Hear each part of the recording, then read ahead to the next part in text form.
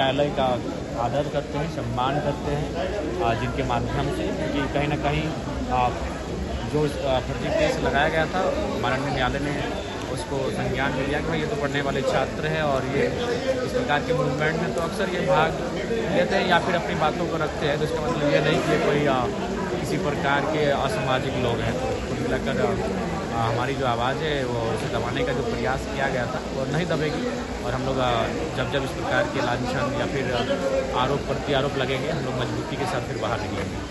ये समय है क्योंकि समय कम बचा है, ऐसे समय में आप गांव घर में घूम के जन आशीर्वाद यात्रा कर रहे हैं और ऐसी परिस्थिति में कोर्ट कचहरी को भी मैनेज करना पड़ता है तो कितना मुश्किल होता है। जब पॉलिटिक्स की बात आती है, राजनीति की बात आती है तो बहुत सारी चीज़ें आपको फेस करना पड़ता है।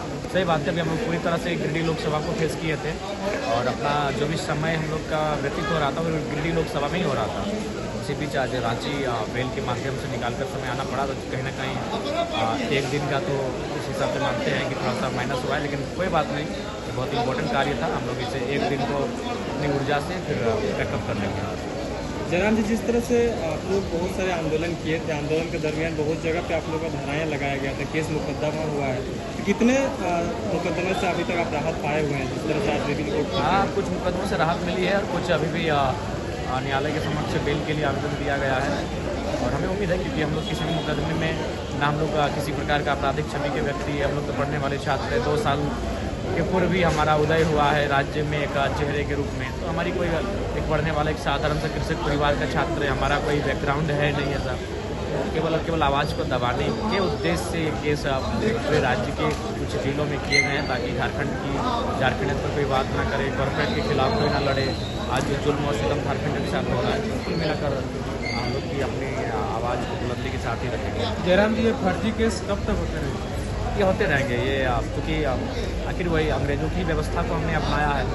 अंग्रेज़ों ने इस व्यवस्था को इसलिए लगाया था कि जब ईस्ट इंडिया कंपनी भूमि अधिग्रहण करेगी तो उनको आसानी होगी, अगर कोई लोग आवाज़ उठाएंगे तो उनकी आवाज़ को दबाया जाए। ठीक उसी प्रकार जब हमारे हक अधिकार को छीना जाता है तो हम जब अपनी आवाज़ को बुलंद करते हैं तो फर्जी केस एफआईआर सामने आते हैं।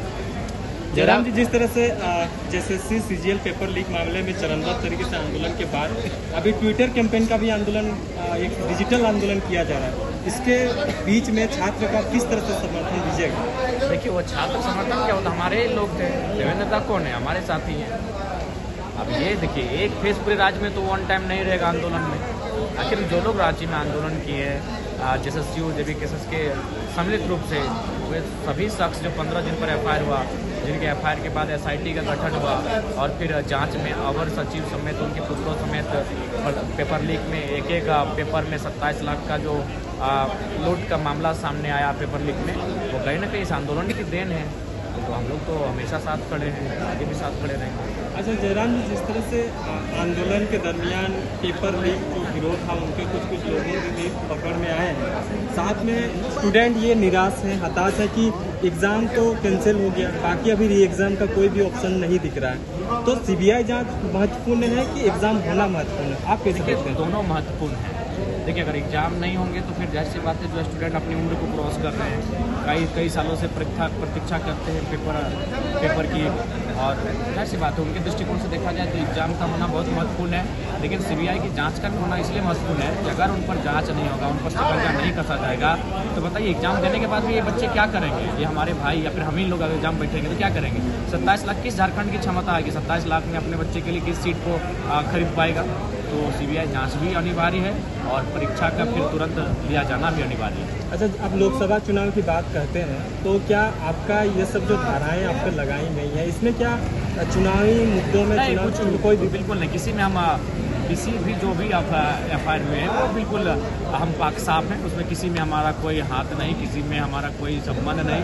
मैक्सिमम जो एफआईआर लगे हैं आप उनको देख सकते हैं। एक एफआईआर तो हद है, एक एफआईआर को अगर आप सुनेंगे